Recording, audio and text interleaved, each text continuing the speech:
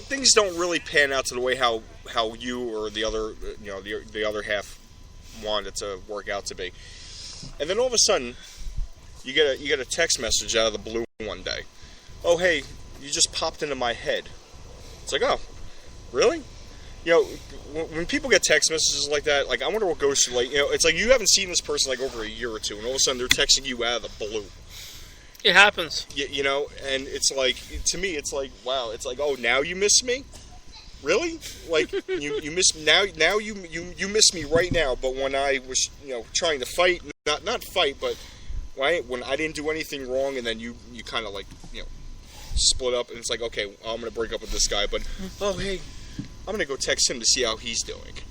That's one of my little pet peeves I've always had, is that, it's like when you're with somebody in the past, and then all of a sudden they break up with you, and then when that relationship goes sour, they come, not running back, but they text you, like, oh, hey, what's up?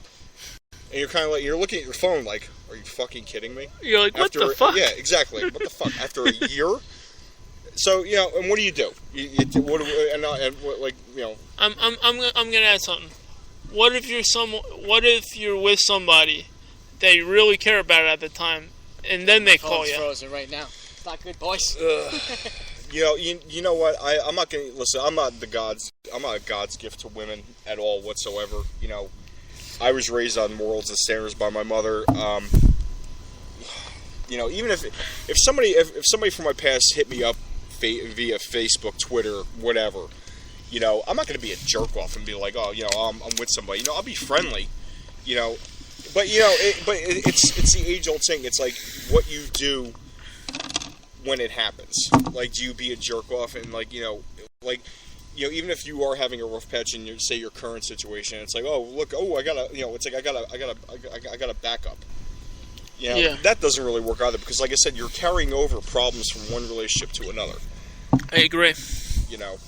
That's why you got to resolve them. I don't know. I agree 100%. Sometimes it's not really worth resolving, because you're always gonna have that same argument time and time again. It was said by somebody that I was listening to. Her name was Teen Swan, I think. Okay. She was discussing how we think of relationships on a subconscious level, which means whatever happened in our past, we react. That is, I agree 100% on that. Joe, for as long as you've been doing these podcasts about love and relationships and everything like that, did you ever think about having a call line come in? So people can actually call in and actually talk to us? I was thinking that, but I couldn't figure it out. I think you should do that, because you need to get other opinions, because one opinion is different than others. Like, exactly. You're absolutely right. John's opinion is different. Joe, your opinion is different. And you're absolutely right. Because his opinion is more different than anybody's. But in the same sense, you're absolutely right. I think we should definitely try to set up like a phone line. If I figure it out, I haven't figured this out yet. Majority's gonna think the same way we are. Everybody's hell bent and we're all pissed off. I mean, you know what it is too. Also, I got my right. We all got our right. We all have our ways, and we all got screwed over. So we're just venting. That's why I'm doing this podcast right now. I tell you, Joe, we need. You know what's funny? As successful as your podcasts have been, I think you should branch out into like other topics of life besides really. I mean, who the hell wants to hear about relationships every 5 fucking minutes? I mean, it's good. Let me add on that. Let me add. Yeah, Ben, Joe's battery's at 7%. Joe, now your battery's at 7%? Are you kidding me? You better get a charger in that tree. Hey, can you cut a hole in that sap over there? Is it going to give you power? Like, come on now. Funny, Ben. It'll last until it dies, and then the podcast is over. No, it's a good topic. I'm having fun here. I don't want this podcast to end. You better charge that thing into a tree or something. I'm gonna add a topic.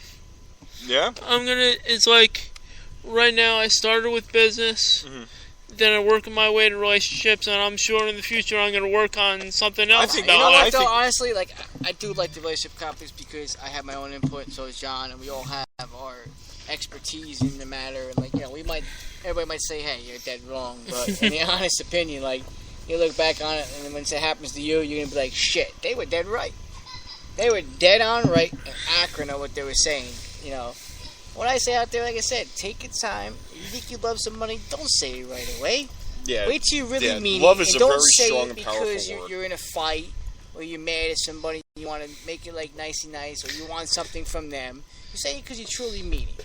So once you say that word, which I can't stand the damn word now, and you're not going to ever hear me say that shit for a long time unless it's to my kids, and that's about it. See, in my opinion, love could be a double-edged sword.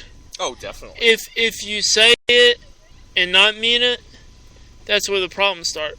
But if you say it and you feel it, There's some people out there. I'm not gonna name any names. I mean, he's kind of located to my left in the tent.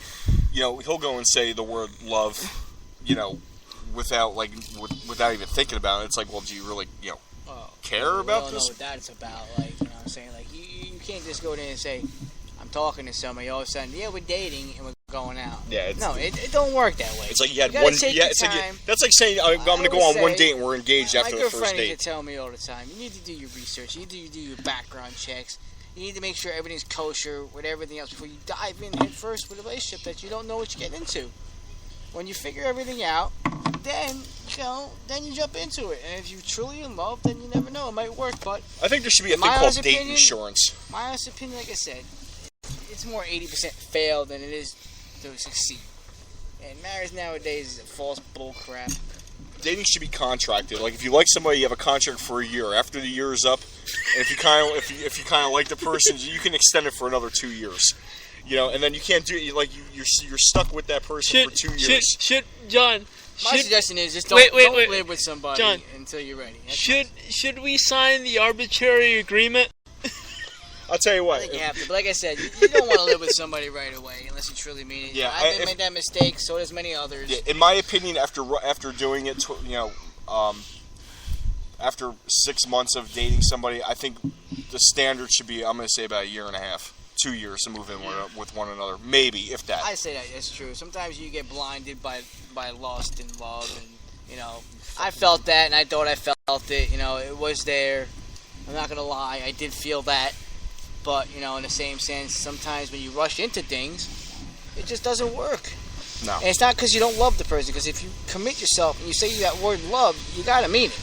And if I say it, I do mean it. I'm just going to say sometimes I rush into things too fast where it's like, I'll put myself in the wrong predicament, and then, I'm not saying I'm backtracking on my words, because I definitely won't, but it just doesn't work when you rush into things. That's just my whole thing. Wait. Okay, we're going to take a break right now. We're going to take a little commercial break on the Joe Evaldi Podcast. We're taking a beer break. I'm sorry, we're going to be taking a little beer break. Maybe a little beer live pong. at the KOA Campground in Strasburg, Pennsylvania. And, we'll don't walk in the fire, probably. But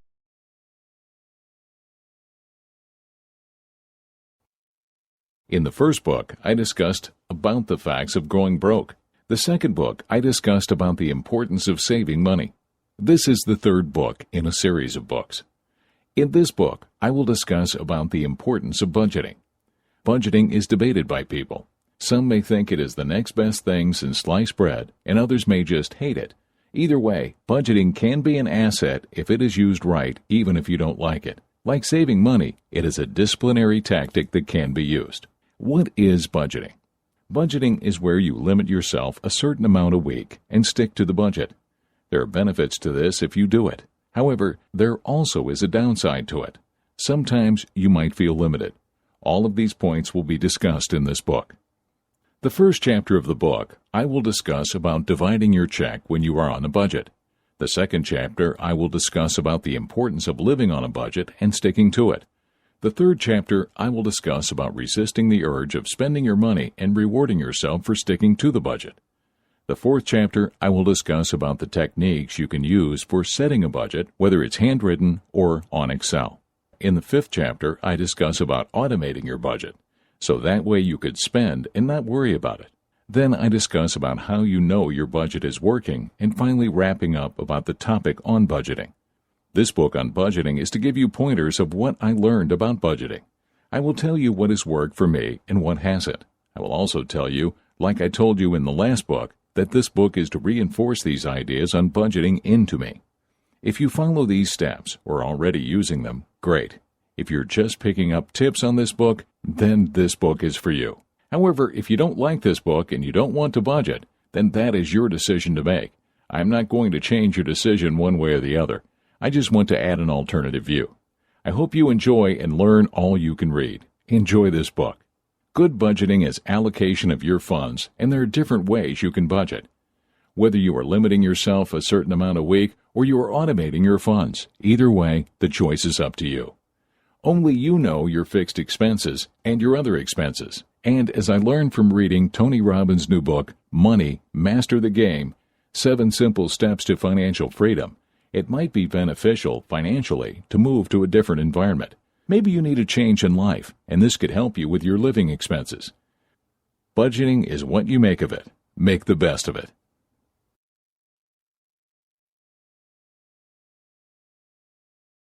Hello, we're back at the Joseph Evaldi Podcast. We're going to wrap this show up.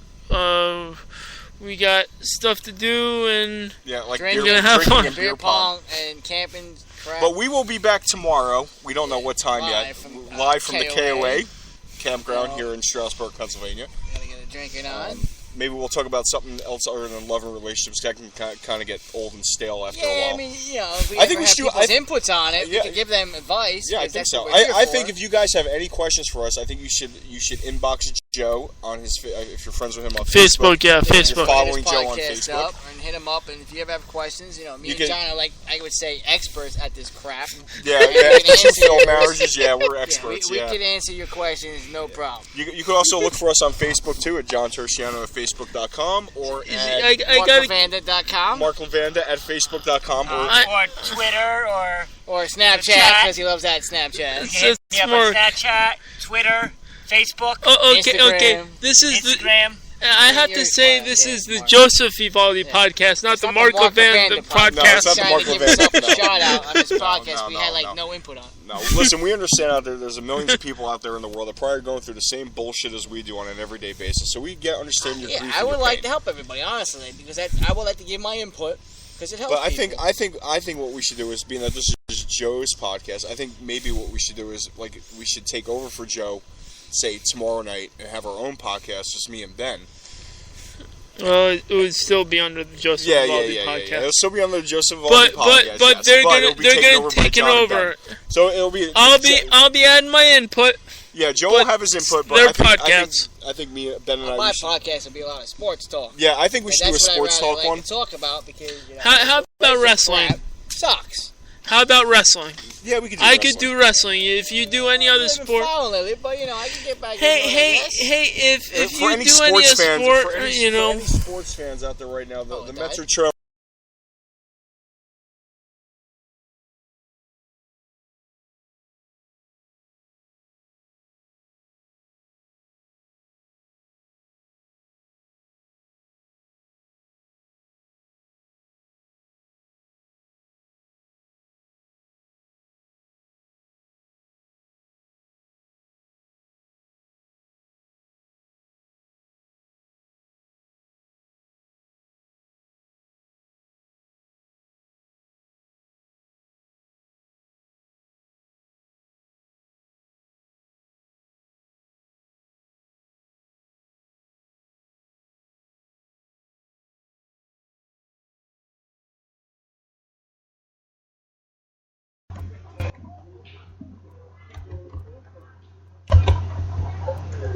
One more.